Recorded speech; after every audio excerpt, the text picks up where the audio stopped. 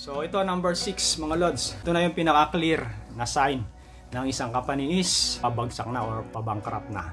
Dito mo talaga ma-identify na ang company mo is, ayan, walang pumapasok na pera or talagang naghihikaos na or naghihingalo na. Number 6, yung delay na yung sahod nyo ng 2 or more months.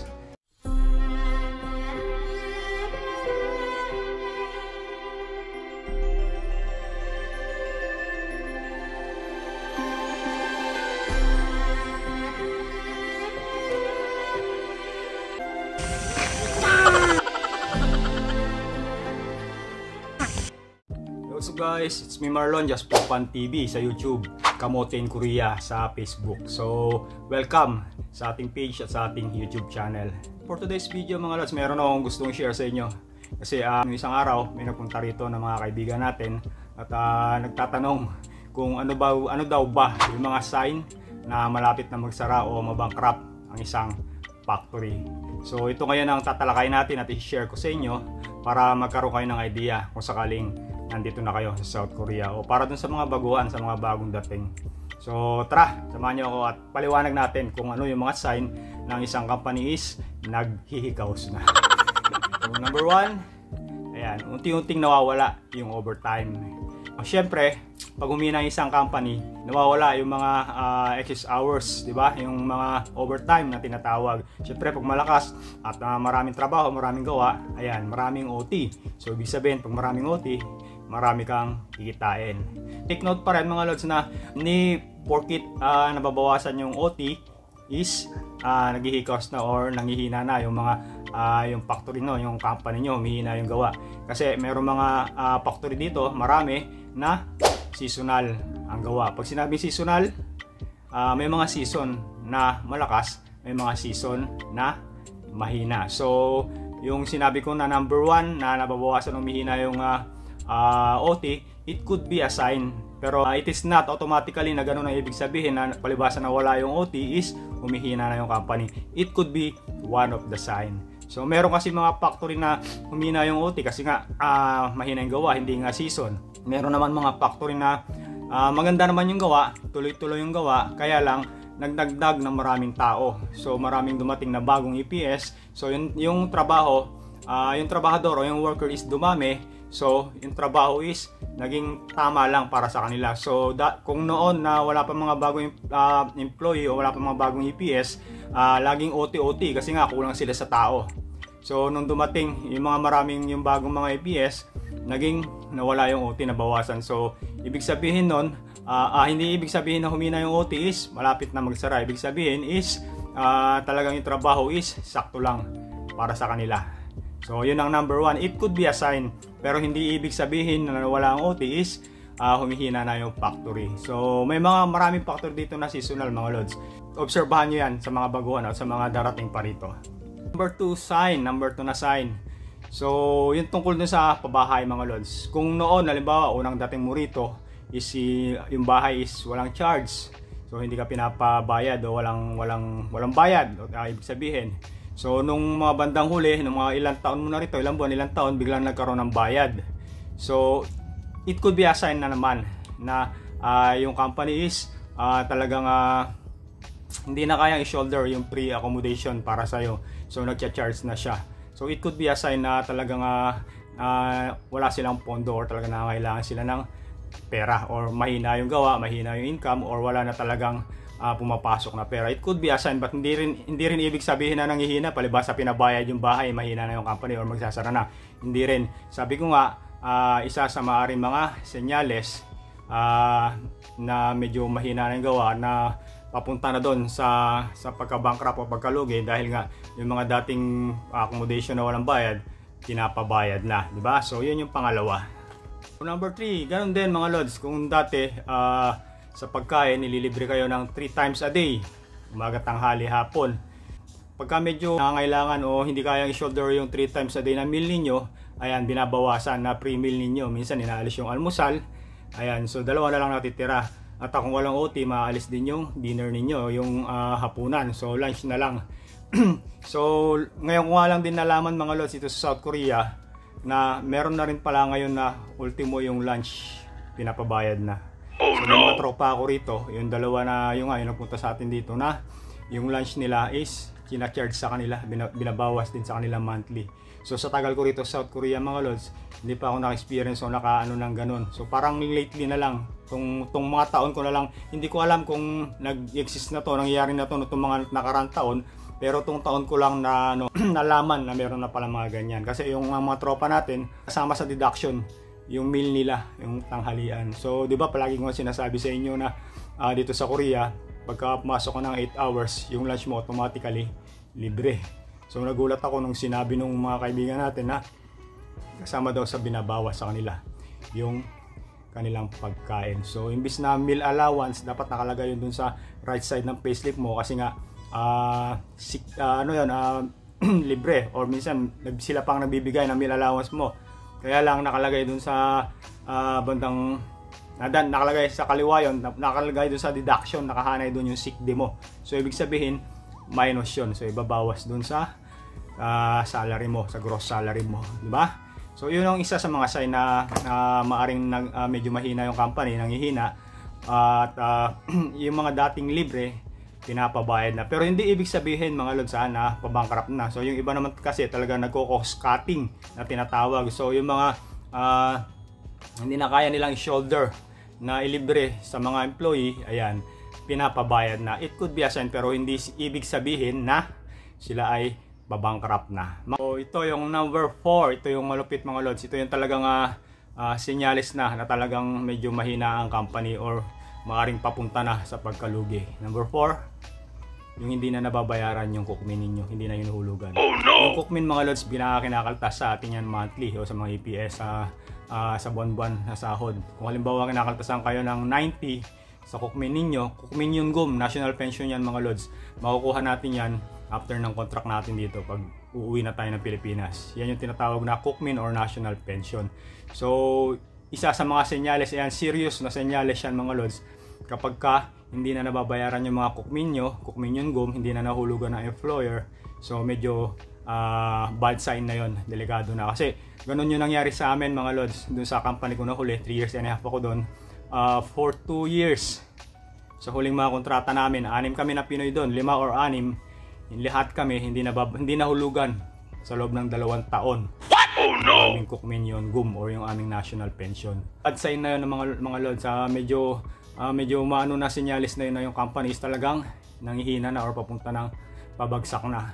So mahirap yun mga lods pag gano'n na nangyari kasi yung cookmin yung GUM na yun, binabayaran mo yun at ng employer. So kung binabakaltasan ka ng 90 rin yung sa company, dun sa employer. So ihulog niya yun doon sa cookmin ng 180. So ibig sabihin 180 ang kabuuan, tag 90 kayo.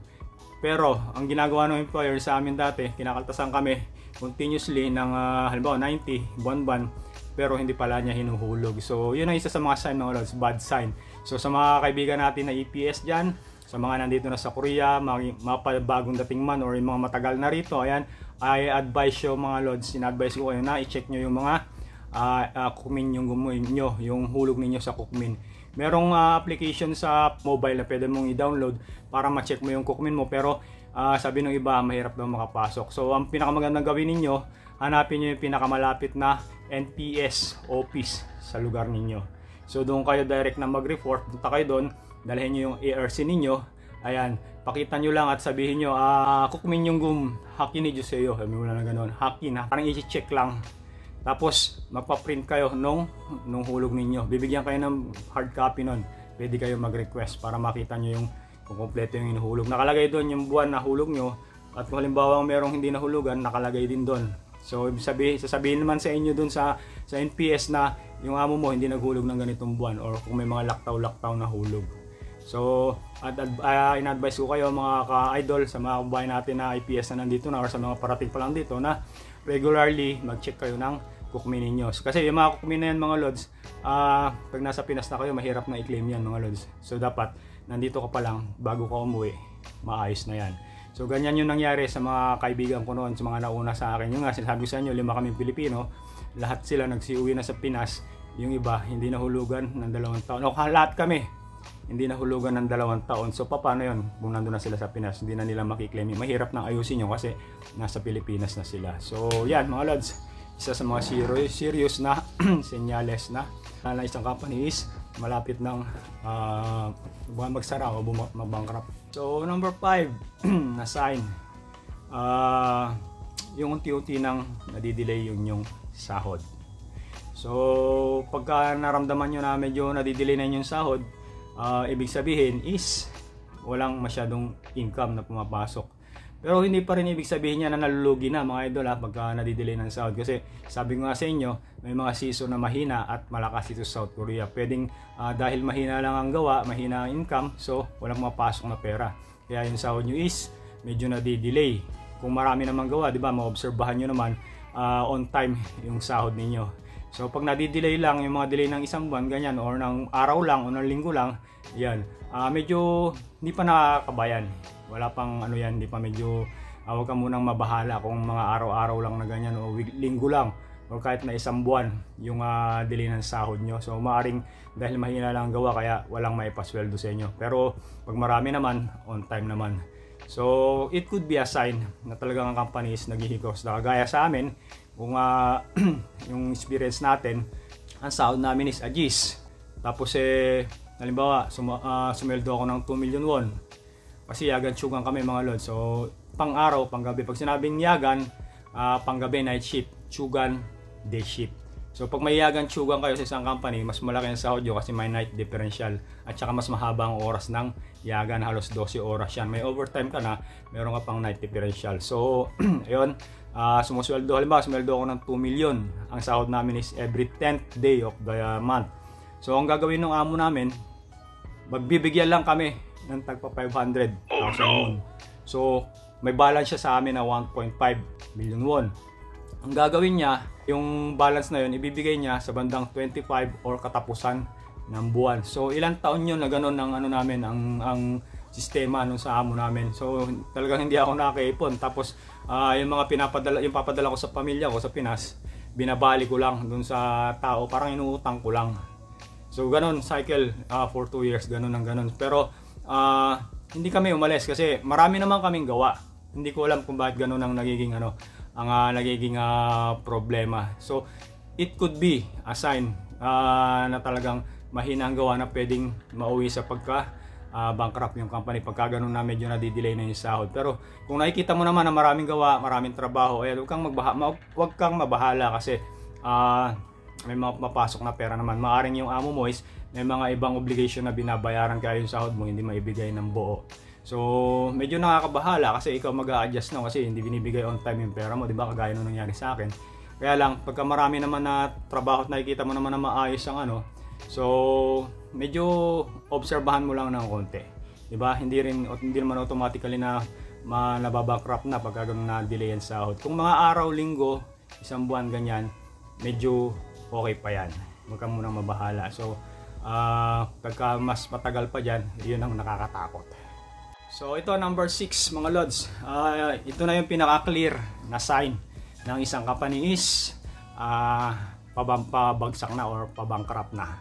So dito mo talaga ma-identify na ang company mo is walang pumapasok na pera or talagang naghihikos na or naghihingalo na. Number 6, yung delay na yung sahod nyo ng 2 or more months. So syempre pagka nadali yung sahod mo ng mahigit na 2 buwan, 3 buwan, ito lang ibig sabihin yan, wala talaga pumapasok na pera at yung company mo is talagang palugi na or pabagsak na. So doon ka mabahala pagka yung delay ng sahod mo is umabot na ng 2 months to 3 months. Pagka 3 months mga lods, umabot ng 3 months yung delay ng sahod ninyo, ayan, tandaan nyo to mga lods pag umabot ng 3 months yung delay na sahod ninyo, pwede na kayong mag-report sa labor. So magreklamo kayo sa labor na yung sweldo namin 3 months na hindi pa po binabayaran. So mag-iimbestiga yung labor kung bakit, tatanungin yung amo, at kung na-found out niya na talagang pabagsak na yung company, ayan, pwede ka na mismo magsabi sa labor na lilipat na po ako ng trabaho, magpaparelease na po ako. So yung labor na magde-decide, hindi na yung amo mo kung i-release ka o hindi. So kung ayaw mag-release ng amo, ganun ang mangyayari. Pero usually pagkapahina na ang company, pagka medyo naghihigaws na, pag nagpaalam ka sa amo mo, malaki yung chance na payagan ka kasi nga wala na siyang ipapasweldo sa inyo. So ganun ang nangyayari. Pero kung halimbawa na naghihikos na, ayaw pa rin kayong payagan, ayaw pa rin kayong paalisin, ayaw pa rin kayong i-release, ayan, mag-report kayo sa labor. Ayan, basta may 3 months, basta yung sahod nyo is delay na ng 3 months pataas. So yung 2 months nga medyo nakakabahala na yan eh. Kasi syempre nandito tayo para magtrabaho, para kumita. Kung may mga pinapakain tayo, pinapadalahan sa Pinas, yung ma-delay ka lang ng sahod na 1 buwan, medyo okay pa kung may pondo ka. Yung 2 buwan, di ba? Kung marami kang pondo, okay lang. Pero yung 3 months pataas, wala ka nang sinasahod, ano pang gagawin mo? Ano pang panggastos mo rito? At ano pang papadala mo sa Pinas? Lalo na kung may mga pinag-aaral ka, di ba? At kung may pamilya ka. So, talagang nakakabahala na. So, pag umabot ng gano'n na 3 months na hindi pa kayo pinapasahod o delay ang sahod, ayan, pwede kayong pumunta sa mga labor. At sila na ang mag-iimbestiga. At pag nalaman nila na talagang yung company nyo, kasi magtatapat yung ano dyan, yung amo, hindi siya pwede magsinungaling dyan sa labor. So pag nalaman nila talagang pabagsak na, ayan, sabihin nyo lang sa labor na magpaparelease na po ako, lilipat na po ako ng trabaho. Kasi syempre sasabihin nyo yung reason nyo. Kasi pag ganyan po na-delay ang sahod ng ganyan katagal, meron po akong family sa Pinas, ayan, samahan nyo ng konting drama, pero drama na makatotohanan mga lods. Kung gusto nyo lumuha-luha pa dyan, pang PAMAS award, di ba? Sa labor, para lang payagan kayong maalis, di ba? Gawin nyo. Hindi, joke lang mga lods. Basta talaga ganyan, mga 3 months pataas na delay na sahod, pwede na kayong mag-demand ng release or magsabi doon sa labor na gusto ko na po lumipat ng trabaho. Kasi syempre may pamilya po ako sa Pinas na sinusuportahan, na binubuhay.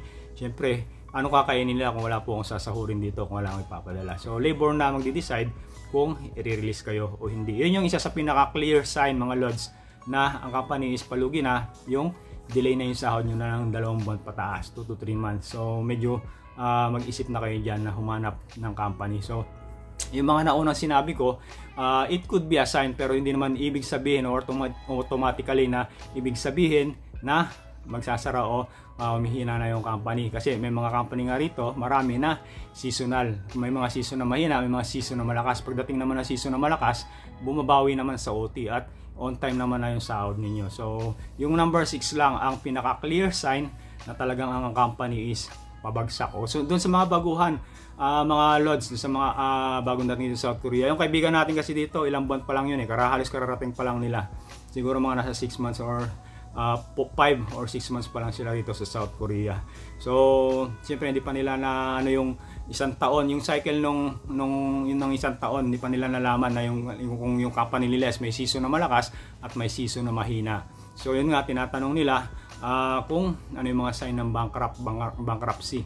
Kasi nga kung yung company nila nung unang dating nila rito is palagi silang OT, palagi silang may pasok ng Sabado. Kaya lang nitong mga nakaraang araw daw, ng mga nakaraang linggo, ayan, wala na raw silang OT. So kinukwenta nila yung sahod nila. Sahod sila ng 2.2 million won, basic lang. Tapos kakaltasan pa ng mga bahay, cookmin, tax, at kung ano-ano pa. So sabihin natin ay mababawas sa kanila is 500. Kung sasahod sila ng 2.2, 1.7 na lang matitira. Sa pera natin, nasa 70,000 na lang yun, o more or less 70,000. So maliit yun. So kasi marami, lalo na kung meron ka mga kilala rito na sumasahod ng mga 2 million pataas, di ba? Talagang maliliit ang karon. So yun, kinonsult nila sa atin, nagtanong sila sa atin kung ano yung mga sign ng bankruptcy ng isang ano. So yun ang pinaliwanag ko sa kanila na obserbahan nyo muna. So wala pa naman kayo 1 taon. So pag naka 1 taon kayo, malalaman nyo yung cycle nung company ninyo, kung ano yung mga season na mahina, kung ano yung mga season na malakas. Kasi may mga factory talaga na seasonal. So pag mahina, talagang medyo walang overtime. At pag medyo malakas naman, sawa-sawa naman kayo sa overtime or bawi-bawi kayo sa overtime. So yan lang mga lods, gusto kong i-share sa inyo yung mga sign, possible sign ng isang bankruptcy. Pero yung number 6, ang pinaka-tatandaan nyo, yun ang pinaka-maliwanag na senyales na ang company is na babankrupt na or palugi na o malapit na magsara. Yung hindi na kayo pinapasahod ng 2 to 3 months. Ayan, nakakatakot na yan. So pagka halimbawa naman na bankrupt yung isang company mga lods, meron yung binabayaran na employment insurance sa government dito.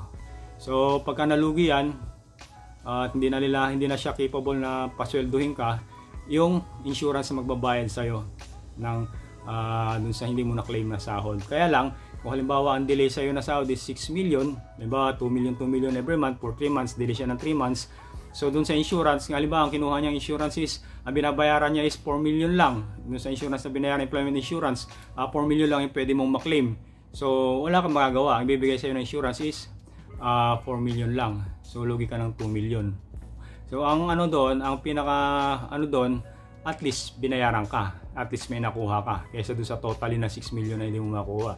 Yung 2 million, bali parang lugi ka na lang ng 2 million. Pero at least may nakuha ka pa rin, di ba? Kahit na nagsara na yung company mo, kahit na bumagsak na. Kaysa doon sa talagang totally na wala kang nakuha. Sayang yung 3 months na pinagtrabahuan mo. Magkano yung 6 million won sa pera natin? Nasa 100 plus pesos yan sa pera natin. 40 times 6 to 40 million won mahigit, diba? Ay 240,000 pesos. So lugi ka ng 2 million. So ayan mga lods, pagka na-bankrupt yung company nyo, ayan, insurance ang magbabayad sa inyo, don't worry. Kaya lang medyo lugi kayo pagka maliit lang yung scope yung pwedeng ibigay sa inyo ng insurance. So ayan mga lods, gusto kong i-share sa inyo yung mga signs ng bankruptcy ng isang company. So may mga nangyayaring ganyan dito sa South Korea mga lods, kaya beware, mag-observe kayo. Pero ulitin ko, halimbawa humina ang gawa, nawala ang OT, hindi ibig sabihin na automatically na bankruptcy na yan mga lods. Obserbahan nyo muna hanggat hindi kayo nakakaabot ng nabubuo yung cycle ng isang taon, para malaman nyo kung ano yung mga lean month at saka yung mga malakas na gawa sa company ninyo, di ba? So ayan mga lods, may share ko sa inyo simpleng tips at mga bagay dito sa South Korea. So observation ko lang yan mga lods, yung binibigay kong mga ano sa inyo, mga tip. At mostly dyan, experience ko, di ba? Sinabi ko naman sa inyo kanina, sa previous na mga employer ko, doon ko naranasan yan, yung hindi nabayaran yung overtime, yung delay ang sahod. So ayan, thank you for watching mga lods. Ingat-ingat sa trabaho, sa mga kaibigan natin na nandito na South Korea, at sa mga parating pa lang na EPS, ayan, welcome to South Korea. At dun sa mga aspirant na nag-exam pa lang, dun sa mga kaibigan natin na mag-ano pa lang, mag-exam pa lang, mag-register pa lang, ayan, sikapin nyo na makapasa kayo mga lods. Medyo may kahirapan na ngayon uli makapasa kasi may skill test na uli, pero kayang-kaya nyo kasi marami naman mga tutorial videos na mga skill test sa YouTube. Ayan, mag-ano lang kayo, basta masipag lang kayo mag-aaral. Dalawang bagay lang mga lods, may share ko sa inyo, may advice ko sa inyo para sigurado kayo makapasa. Number 1, study hard, mag-aral kayo na mabuti, mag-memorize ng vocabularies na hanggang makakaya nyo. Mas marami, mas maganda. So number 2, pray hard. Dalawang bagay lang mga lods, study hard and pray hard. Sure po yan. Kasi minsan kahit mag-aaral tayo na mabuti, kung walang blessings or wisdom na manggagaling kay Lord o walang yung pagpapala, minsan nonsense din, di ba? So importante diyan yung pananalangin, pagdasal, paghingi ng guidance kay Lord para makapasa, di ba? So study hard and pray hard. So yan lang mga lods, ingat-ingat. God bless sa inyo lahat.